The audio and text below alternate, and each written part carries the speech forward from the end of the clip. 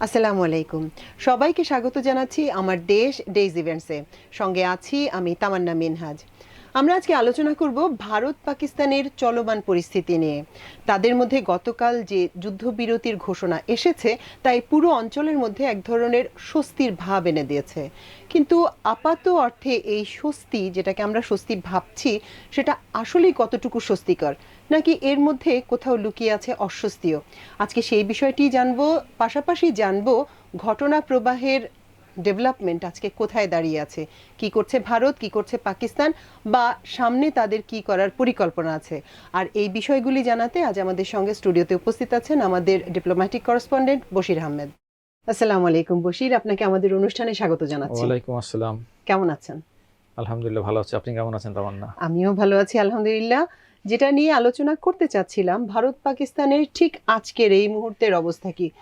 আমরা যতটুকু দেখলাম, দুই দেশের যুদ্ধবিরতি পরবর্তী যে প্রকাশভঙ্গি সেটা দুরকম। ভারত একভাবে প্রকাশ করছে, পাকিস্তান আরেকভাবে প্রকাশ করছে। পুরো বিষয়টি আপনার দৃষ্টিতে কি? তামান্না দেখুন, যুদ্ধবিরতির ঘোষণাটা কিন্তু প্রায় 24 ঘন্টা আগে, এখন থেকে প্রায় 24 ঘন্টা আগে কিন্তু হয়ে গেছে। অর্থাৎ গতকাল শুক্রবার সন্ধ্যার দিকে আমাদের কাছে এই ঘোষণাটা এলো। এবং ঘোষণাটা অত্যন্ত তাৎপর্যপূর্ণভাবে যিনি ঘোষণা করলেন তিনি হচ্ছে মার্কিন প্রেসিডেন্ট ডোনাল্ড ট্রাম্প। তিনি কিন্তু ঘোষণাটা করেছেন। সুতরাং এটা খুবই কিন্তু একটা সিগনিফিক্যান্ট ডেভেলপমেন্ট, যে অর্থাৎ বোঝাই যাচ্ছে যেখানে মার্কিন হস্তক্ষেপ বলি আর মধ্যস্থতা বলি, যে তাদের কারণেই কিন্তু যুদ্ধবিরতিটা কার্যকর হয়েছে। এখন এই যুদ্ধবিরতিটা কেন হলো সেটা একটা গুরুত্বপূর্ণ প্রশ্ন। অবশ্যই। হ্যাঁ, আপনি জানেন যে পেহেলগামে যে যে হত্যাকাণ্ডটা হয়েছিল, নিরীহ মানুষ 26 জন মারা গেছিল, কিন্তু তার কোনো তথ্য প্রমাণ বা তদন্তের আগেই পাকিস্তানকে দায়ী করা হয়। এবং ভারতের পক্ষ থেকে, অর্থাৎ এখন যে ভারতে যে সরকারটি ক্ষমতা আছে বিজেপি সরকার, এটা একটি হিন্দুত্ববাদী ধ্যান ধারণায় পরিচালিত একটি সরকার, তারা কিন্তু প্রকাশ্যে ঘোষণা দিল যে তারা পাকিস্তানকে শাস্তি দিবে জন্য। এবং এক পর্যায়ে আমরা দেখলাম তারা অপারেশন সিঁদুর নামে তারা একটা অপারেশন চালালোও বটে। এবং সেই অপারেশনে কিন্তু তারা অন্তত 3টা স্পটে অন্তত 9টি মিসাইল হামলা চালায়। এবং তাতে বেশ কিছু নারী শিশুসহ নিরীহ মানুষ নিহত হয় এবং কিছু মসজিদ এবং স্কুলেরা আক্রান্ত হয়। তবে তার তাৎক্ষণিক প্রতিক্রিয়া পাকিস্তানের পক্ষ থেকে যেটা ছিল, সেটা কিন্তু ভারতকে হতভম্ব করেছে। কারণ ভারতের একটা গর্বের বিষয় ছিল যে তাদের কাছে এখন ফ্রান্সের অত্যাধুনিক জঙ্গি বিমান রাফায়েল আছে। কিন্তু দেখা গেল যে পাকিস্তানের তাৎক্ষণিক প্রতিক্রিয়া যেটা হলো, সেখানে 3টি রাফায়েল সহ 5টি যুদ্ধ বিমান কিন্তু ভূপাতিত হয়েছে। এবং ভারতেরও অনেক বিশ্লেষক কিন্তু এই ঘটনার পর তারা কেউ কেউ হয়তো বলেছেন, যেমন ফোর্স ম্যাগাজিনের যিনি এডিটর ছিলেন তিনি বলেছেন যে পাকিস্তান যা অর্জন করার দরকার তা কিন্তু অলরেডি করে ফেলেছে, সুতরাং পাকিস্তান পরবর্তীতে প্রতিক্রিয়া দেখাবে কিনা সেটা একটা প্রশ্ন সাপেক্ষে। কিন্তু না, পাকিস্তানের পক্ষ থেকে বলা হলো যে আমরা এর প্রতিক্রিয়া দেখাবো। এবং পাকিস্তানের পক্ষ থেকে যেটা বলা হলো, পাকিস্তানের পররাষ্ট্র এবং উপপ্রধানমন্ত্রী যিনি ইসাক দার এবং DGISPR তাদের যিনি আছেন, তারা কিন্তু বললেন যে আমরা বিশ্ববাসীকে জানিয়ে আমরা এর প্রতিক্রিয়াটা দেখাবো। সেটাই হয়েছে, যে তার একদিন পরেই তো সম্ভবত এটা গত পরশু রাতে না, এটা তারা অপারেশনটা চালিয়েছিল কিন্তু ভোরের দিকে। সেটা হচ্ছে অপারেশন বানিয়ানুন মারসুস, যেটা বাংলায় সীসা ঢালা প্রাচীর, কোরআনের একটা আয়াত থেকে তারা এটা নিয়েছিল। এবং সেই পাল্টা আঘাতটা আসলে এতটাই তীব্র ছিল যে ভারত আসলে দিশেহারা হয়ে গিয়েছিল। আপনি জানেন যে ওই হামলায় যেটা হয়েছে, যে পাকিস্তানের অনেকগুলো মিলিটারি পোস্ট এগুলো সম্পূর্ণরূপে ধ্বংস হয়ে গেছে। এবং তাদের আরেকটি যেটা তাদের এয়ার ডিফেন্স সিস্টেম, যেটা S-400 যেটা রাশিয়ার তৈরি, সেটাও কিন্তু ক্ষতিগ্রস্ত হয়েছে। এই ঘটনার পরে ভারত এটাকে কিভাবে হজম, অর্থাৎ মোদির যে হামলাটা ছিল মোদির পক্ষ থেকে, এটা কিন্তু তার হিন্দুত্ববাদী রাজনীতির দৃষ্টিভঙ্গি থেকে কিন্তু সে হামলাটা করেছে, যে সে এখান থেকে অনেক কিছু গেইন করবে। কিন্তু পরে দেখা গেলো যে পাকিস্তানের পাল্টা হামলায় ভারত রীতিমতো হতভম্ব হয়ে গেল। এবং ভারত কল্পনাও করতে পারে যে তাদের এই পরিস্থিতির মুখোমুখি হতে হবে। এবং সবচেয়ে মজার বিষয় হচ্ছে যে যুদ্ধবিরতির ঘোষণাটা যখন আসলো, তার মাত্র 22 বা 24 ঘন্টা আগে মার্কিন যুক্তরাষ্ট্রের ভাইস প্রেসিডেন্ট মিস্টার ভান্স তিনি কিন্তু বলেছিলেন যে ভারত পাকিস্তান সংঘর্ষে আমরা কোনো হস্তক্ষেপ করবো না বা এখানে আমাদের কোনো ভূমিকা থাকবে না। কিন্তু কালকে হঠাৎ করে আমরা দেখলাম যে হঠাৎ করে মার্কিন যুক্তরাষ্ট্রের পক্ষ থেকে ঘোষণাটা এলো। এবং CNN কিন্তু এই ব্যাপারে একটা প্রতিবেদন তৈরি করেছে যে কেন মার্কিন যুক্তরাষ্ট্র এখানে হস্তক্ষেপ করলো। মার্কিন যুক্তরাষ্ট্রের সেখানে বলা হচ্ছে যে তাদের কাছে গোয়েন্দা তথ্য ছিল যে বড় কিছু ঘটতে যাচ্ছে। বড় কিছু ঘটা মানেই বুঝতেই পারা যাচ্ছে যে পাকিস্তানদের আরও হামলার প্রস্তুতি ছিল। এবং আমরা ধরে নিতে পারি এবং এটা ধরে নেওয়ার যথেষ্ট কারণও আছে যে ভারতের অনুরোধেই হয়তো এই যুদ্ধবিরতি কার্যকর হয়েছে, কারণ অতীতে কিন্তু আমরা এই ধরনের ঘটনা দেখেছি। সেটা হ্যাঁ। হচ্ছে 1999 সালে যখন কার্গিল যুদ্ধে ভারত নাস্তানাবুদ, তখন কিন্তু অনেকের পক্ষ থেকেই কিন্তু অনুরোধ করা হয়েছিল, ভারতের নিজেও কিন্তু যুদ্ধবিরতির কথা বারবার বলছিল, কিন্তু পাকিস্তান তখন পাত্তা দেয়নি। শেষ পর্যন্ত তৎকালীন মার্কিন যুক্তরাষ্ট্রের হস্তক্ষেপেই কিন্তু মোটামুটি একটা যুদ্ধবিরতি তখন হয়েছিল। এবারও কিন্তু আমার কাছে যেটা মনে হলো সেই একই ঘটনা ঘটেছে, যে ভারতের এই ফেস সেভিং বলেন, ফেস সেভিং তো আসলে আর কিছু করে না, তারা পরাজিত হয়েছে, তারা পরাজিত হয়েছে। এখন এই পরাজিত হওয়ার পর এখন পরবর্তী পদক্ষেপ কি হবে সেটা আমরা সবাই জানি, আলোচনা হবে। কিন্তু আজকের দিনটা, গতকাল যুদ্ধবিরতি কার্যকর হয়েছে সন্ধ্যায়, কিন্তু আজকের দিনটা আপনি যদি দেখেন যে ভারত এবং পাকিস্তান দুটো দেশ তাদের দিনটা কিভাবে পার করলো, দুটোর চিত্র কিন্তু সম্পূর্ণ ভিন্ন। আপনি যদি পাকিস্তানের দিকে তাকান, তারা আজকে আনন্দ উৎসবে মেতেছে, এবং পাকিস্তান সরকার আজকের দিনটাকে তারা ডে অফ গ্র্যাটিটিউড হিসেবে ঘোষণা করেছে, অর্থাৎ তারা আনন্দ করবে, উৎসব করবে, এবং এর মাধ্যমে তাদের যে বীর সেনারা তাদের যে বিজয় এনে দিয়েছে তাদের প্রতি কৃতজ্ঞতা এবং ধন্যবাদ জানাবে। এভাবে তারা দিনটা পার করেছে। এবং আমরা একটু আগে যেটা খবর পেলাম, তারা আজকে রাতে লাহোর শহরে তারা আতশবাজি ফোটাবে, এটা আনন্দের সিম্বল। আর অন্যদিকে আমরা যেটা দেখলাম যে ভারতের প্রধানমন্ত্রী নরেন্দ্র মোদী, তিনি আজকে সারাদিন রুদ্ধদ্বার বৈঠকে কাটিয়েছেন। তিনি তার পররাষ্ট্রমন্ত্রী, স্বরাষ্ট্রমন্ত্রী এবং নিরাপত্তা উপদেষ্টা সহ তার অন্য, যেখানে তাদের তিন বাহিনীর প্রধানরা উপস্থিত ছিলেন, যে আসলে তারা বৈঠকটা করেছেন যে যেহেতু একটা যুদ্ধবিরতি এখন হয়েছে এবং এই যুদ্ধবিরতি নিয়ে নিশ্চয়ই এখানে আলোচনা হবে, এখন এই আলোচনায় তাদের আলোচনাটা কিভাবে তারা এগিয়ে নিবে তার করণীয় ঠিক করতে কিন্তু আজকের আলোচনাটা হয়েছে। একটা জিনিস আসলে খুব অবাক হয়ে দেখছি, গত কয়েকদিন থেকেই কোনো কিছু হলেই ভারতের প্রধানমন্ত্রী নরেন্দ্র মোদীকে আমরা দেখি যে উনি টুইটারে বা বর্তমান এক্সে পোস্ট দিচ্ছেন। উনি তো বাংলাদেশ নিয়েও দফায় দফায় পোস্ট দিয়েছেন, বিরক্তি প্রকাশ করে, উদ্বেগ প্রকাশ করে। কিন্তু যুদ্ধ শুরু হওয়ার পর থেকে কালকে একটা মানে মোটামুটি তারা যুদ্ধবিরতিতে আসলো, তারপরে আজকের দিনটা, নরেন্দ্র মোদীর এই পুরো সময়টায় কোনো পোস্ট বা কোনো পাবলিকলি বক্তব্য কিছুই কিন্তু নেই। এটা একটু তার আচরণ অনুযায়ী একটু ডিফারেন্ট লাগে না? দেখুন, কেউ কি তার নিজের পরাজয়ের কাহিনী নিজের হাতে কেউ লিখতে চাইবে? এটাই হচ্ছে সবচেয়ে বড় বাস্তবতা। আর দুই দেশের বডি ল্যাঙ্গুয়েজও কিন্তু বলে দেয় যে আসলে রেজাল্ট কি হয়েছে। পাকিস্তানকে আপনি যেভাবে বললেন যে তারা উৎসব করছে, উৎসবের মধ্যে দিয়ে আজকের দিনটা উদযাপন করছে, মানে মধ্যস্থতা তাদের কাছে বিজয় হিসেবে এসেছে। তাদের যে যুদ্ধবিরতির যে মেনে নেওয়াটা, সম্মতিটা, সেটা তাদের জন্য যুদ্ধে বিজয়।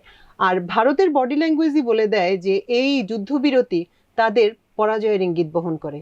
কোথাও কোনো নাই, আপনি ভারতের মিডিয়া যেটাকে ডিসইনফরমেশনের কিং বলা হয়, সেই মিডিয়া পর্যন্ত আজকে চুপচাপ। নানা রকম অ্যানালিসিস আছে, কিন্তু তারা ওই ইয়েটাতেই যাচ্ছে না যে এই মধ্যস্থতার মাধ্যমে, এই যুদ্ধবিরতির মাধ্যমে তারা কোনোভাবে গেইনার হয়েছে। এই বিশ্লেষণ কিন্তু আমার কোথাও চোখে পড়ে নেই। আরেকটা জিনিস দেখলাম, সেটা হচ্ছে মার্কিন প্রেসিডেন্ট ডোনাল্ড ট্রাম্প, তিনি কিছু কথা বলেছেন কাশ্মীর সম্পর্কে। রাইট, আপনি রাইটলি পয়েন্টেড আউট। এইখানে আমি আসতে যাচ্ছিলাম যে যুদ্ধবিরতির ঘোষণাটা তো মার্কিন প্রেসিডেন্ট নিজে দিয়েছেন, এবং তিনি যে একটা বক্তব্য দিয়েছেন, সেই বক্তব্যে কিন্তু তিনি বলেছেন যে আগামী দিনে তিনি কাশ্মীর সমস্যার সমাধানে, ভারত পাকিস্তানের ভিতরে যেন কাশ্মীর সমস্যার সমাধান হয় এই ব্যাপারে তিনি ভূমিকা নেবেন। এটা ভারতের জন্য সত্যিকার অর্থে মাথা ব্যথার কারণ হয়েছে, কারণ ভারতকে আপনারা গত অনেক বছর ধরে ভারত কাশ্মীর ইস্যুকে তাদের অভ্যন্তরীণ ইস্যু কখনো বলে যে পাকিস্তানের সাথে এটা আমাদের একটা দ্বিপক্ষীয় সমস্যা, আমরা আলোচনার মাধ্যমে। কিন্তু এখন মার্কিন প্রেসিডেন্ট যেহেতু ঘোষণা দিয়ে দিয়েছেন যে তিনি এখানে ভূমিকা নেবেন, সুতরাং তিনি ভূমিকা কতটা নেবেন সে প্রশ্ন পড়ে। কিন্তু এই মুহূর্তে কাশ্মীর ইস্যুটার যে একটা আন্তর্জাতিকীকরণ হয়ে গেল, এটা ভারতকে বেকায়দায় ফেলেছে। এবং এই ইস্যুটা নিয়ে কিন্তু আজকে ভারতের বিরোধী দল সহ অনেকেই মোদী সরকারের বিরুদ্ধে কিন্তু খুবই সোচ্চার। আপনি জেনে থাকবেন যে ইতিমধ্যে রাহুল গান্ধী তিনি কিন্তু চিঠি দিয়েছেন প্রধানমন্ত্রী নরেন্দ্র মোদীকে, যে এই বিষয়টি অপারেশন সিন্দুর এবং পরবর্তী যে যুদ্ধবিরতিটা হলো, কেন হলো, কিভাবে হলো, এর পরবর্তী পদক্ষেপ, এই বিষয় নিয়ে কিন্তু তিনি একটি সংসদের একটি বিশেষ অধিবেশন ডাকার আহ্বান জানিয়েছেন।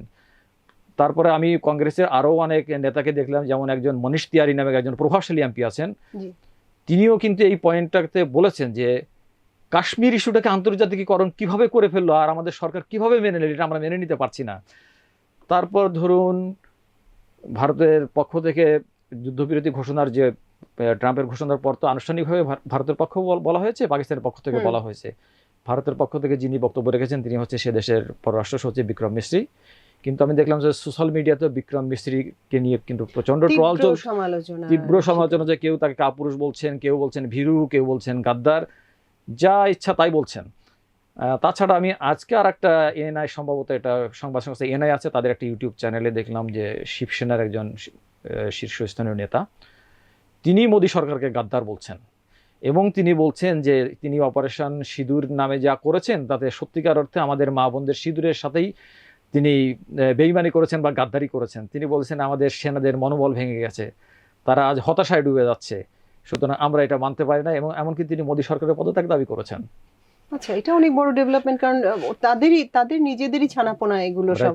আসলে কাশ্মীর ইস্যুটা আমি গত 20-22 বছর ধরে যেমন দেখছি, ভারত এমনকি এর মধ্যে কখনো জাতিসংঘের হস্তক্ষেপও একসেপ্ট করে নাই। প্রতি দফায় তারা বলছে এটা আমাদের দ্বিপক্ষীয় বিষয়, আমরা পাকিস্তানের সঙ্গে আলোচনা করে মেনে নিব। পাকিস্তান কিন্তু দফায় দফায় জাতিসংঘ বা অন্য কোনো দেশের মধ্যস্থতা চেয়েছে। ভারতের অনিচ্ছার কারণেই অন্য কোনো দেশ এটার মধ্যে হস্তক্ষেপ করতে পারেনি বা সাহায্য করতে পারেনি। খুব অদ্ভুত জিনিস হচ্ছে, মোদী সরকারের দিক থেকে ট্রাম্পের এই বক্তব্যের কোনো ধরনের কোনো প্রতিবাদ করা হয় নাই, মানে এক ধরনের একসেপ্টেড। তার মানে তাদের মধ্যে কথাবার্তায় কোথাও এক জায়গায় এমন কিছু ছিল যেখানে এই কথাটা বলার মতো মুখ তাদের ছিল না, প্রসঙ্গটা উত্থাপন করতে পারে নাই। এটা আসলে খুবই দুর্ভাগ্যজনক। আপনি কি মনে করেন সামনের দিনগুলিতে আজকের পরিস্থিতিতে দাঁড়িয়ে আমরা কি দেখতে যাচ্ছি? একটা তীব্র উত্তেজনাকর পরিস্থিতি থেকে বের হয়ে আসলাম, এবং আপনি এখানে বসেই একদিন কথা বলেছিলাম যে এটা আসলে শেষ পর্যন্ত যুদ্ধের দিকে গড়াবে না, যুদ্ধের দুই দেশের জন্যই যুদ্ধের অপশনটা নাই আসলে। কিন্তু আমরা দেখলাম যে ওই পরিস্থিতির মধ্যে দিয়ে দুটো দেশ পার হয়ে গেল। গত 4-5টা দিন আমাদের সবারই তীব্র উত্তেজনার মধ্যে কেটেছে। নিউজরুম যে পরিমাণ ব্যস্ত সময় পার করেছে এটার কোনো তুলনাই হয় না। সামনের অবস্থাটা আপনি কেমন দেখছেন? আসলে সামনের অবস্থা, যেহেতু মার্কিন প্রেসিডেন্ট ডোনাল্ড ট্রাম্প তিনি আলোচনার কথা বলেছেন, সুতরাং আলোচনা হবে। এখন আলোচনা কতটা ফলপ্রসূ হবে সেটার সময় বলে দিবে। তবে ভারত তার পেহেলগামের ওই হামলার পরে তার যে মানে একা একা যে পদক্ষেপগুলো, অর্থাৎ ইউনিল্যাটারাল যে পদক্ষেপগুলো, যে ওই সিন্ধু নদীর পানি বন্টনের চুক্তি বাতিল সহ এয়ার স্পেস বাতিল সহ অনেক পদক্ষেপ নিয়েছে। তো তা আমার মনে হয় সামনের দিনগুলোতে এই বিষয়গুলো আলোচনা আসবে। কারণ ভারত যে পদক্ষেপগুলো একা একা নিয়েছিল পাকিস্তানের বিরুদ্ধে, তখন এই সব পদক্ষেপ যদি অব্যাহত থাকে তাহলে তো এই যুদ্ধবিরতির কিন্তু কোনো অর্থ নেই। এটা নিশ্চয়ই মার্কিন যুক্তরাষ্ট্র বোঝে, আর এই যুদ্ধবিরতি কার্যকর করার আগে নিশ্চয়ই এই ইস্যুগুলো নিশ্চয়ই ভারতের সঙ্গে আলোচনা করা হয়েছে। কিন্তু আপনি জানেন যে মার্কিন পররাষ্ট্রমন্ত্রী তিনি কিন্তু নরেন্দ্র মোদীর সাথে কথা বলেছেন, ওদিকে শাহবাজ শরীফের সঙ্গে কথা বলেছেন, জয়শঙ্করের সঙ্গে কথা বলেছেন, এমনকি পাকিস্তান আর্মি চিফের সঙ্গে কথা বলেছেন। সুতরাং একটা সেটেলমেন্ট কিন্তু ভিতরে হয়েছে, তা না হলে যুদ্ধবিরতিটা কার্যকর হতো না। হ্যাঁ, নিশ্চয়ই ওই শর্তগুলো ছিল, এবং সবচেয়ে বড় বিষয় হচ্ছে পরাজিত পক্ষের কোনো শর্ত থাকতে পারে না।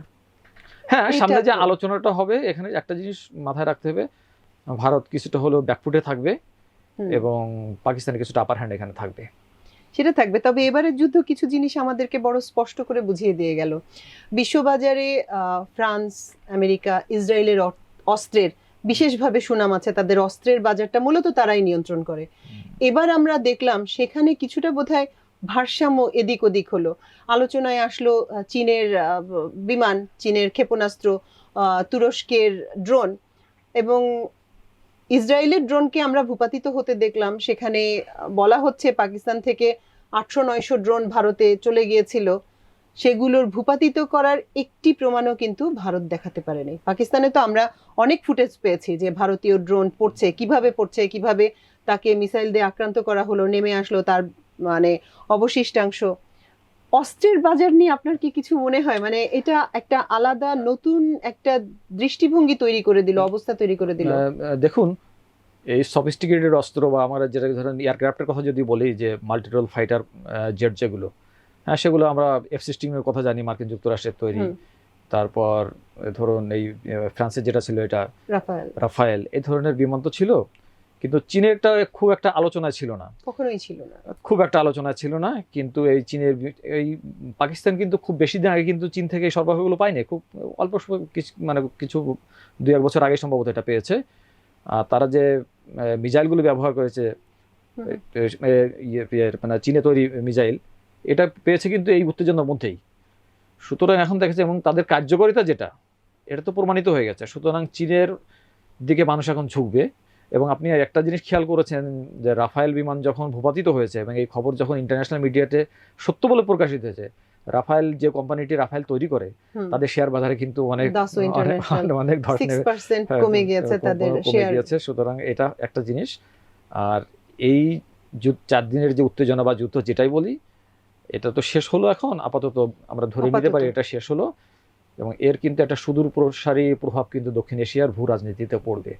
কারণ এতদিন ধরে কিন্তু বলা হচ্ছিল যে ভারত হচ্ছে পশ্চিমাদের একটা অ্যালাই, মার্কিন যুক্তরাষ্ট্রের অ্যালাই, এবং নিজেকে তারা একটা সুপার পাওয়ার হিসেবে আত্মপ্রকাশের একটা মানে তাদের একটা টেন্ডেন্সি ছিল বা হ্যাঁ। চেষ্টা ছিল। আমার মনে হয় এই পরাজয়ের মাধ্যমে তাদের সুপার পাওয়ার মেন্টালিটি যেটা, এটা ভেঙে পড়েছে। এবং পাকিস্তানকে অনেকে হয়তো মনে করতো যে না, দক্ষিণ এশিয়ায় আর 5টা সাধারণ দেশের মতো না, কিন্তু না, পাকিস্তানের সক্ষমতা দিয়ে পাকিস্তান বুঝিয়ে দিয়েছে যে তার অর্থনীতি হয়তো দুর্বল হতে পারে, তবে সামরিক দিক দিয়ে পাকিস্তান মোটেই পিছিয়ে নেই এই মুহূর্তে। হ্যাঁ, পাকিস্তানকে তো একেবারে এক কথায় লেভেলাইজ করা হতো ব্যর্থ রাষ্ট্র, ফেইল্ড নেশন। ভারতের অভ্যন্তরীণ রাজনীতির বিষয়টা কেমন হতে পারে, আপনার কি মনে হয়? এই যুদ্ধের কি ফল মোদি বা মোদির বিজেপির উপর পড়তে দেখুন, পারে? আমি আপনাকে একটু আগেই যেটা বললাম যে শিবসেনার মতো দলের নেতারা কিন্তু মোদির বিরুদ্ধে সোচ্চার। এবং মোদি তো আসলে নির্বাচনকে সামনে রেখেই তো এই তথাকথিত অপারেশন সিঁদুরটা চালিয়েছিল। হুম। তা আমার তো মনে হয় এটা তার জন্য হিতে বিপরীত হয়েছে, এবং আগামী নির্বাচনে হয়তো এর ফল মোদিকে ভোগ করতে হতে পারে। হ্যাঁ, মোদির বয়স টয়সও হয়ে গেছে, তার রাজনৈতিক ক্যারিয়ারই বা কতদিন থাকে, সেটাই। ওইটাও প্রশ্নবিদ্ধ হয়ে যায়। বশির, আপনাকে অসংখ্য ধন্যবাদ, আমাদেরকে অনেকটা সময় দিয়েছেন। ইনশাল্লাহ আমরা শিগগিরই আবার বসবো। ধন্যবাদ তামান্না। দর্শক, আমাদের আজকের আয়োজন ছিল এই পর্যন্তই। আমরা আশা করব স্থিতিশীল হবে দক্ষিণ এশিয়া, ভারত পাকিস্তানের মধ্যে সম্পর্ক উন্নতি হবে। কারণ দক্ষিণ এশিয়ার সবচেয়ে বড় এবং সবচেয়ে শক্তিশালী এই দুই দেশের মধ্যে সম্পর্ক যদি ভালো না থাকে, তাহলে দক্ষিণ এশিয়ার বাকি সদস্যদের পক্ষেও আসলে ভালো থাকা সম্ভব না। ভালো থাকাটা সবাইকে নিয়েই। সবাই ভালো থাকবেন, আমার দেশের সঙ্গে থাকবেন। এতক্ষণ সঙ্গে থাকার জন্য অশেষ কৃতজ্ঞতা। আল্লাহ হাফেজ।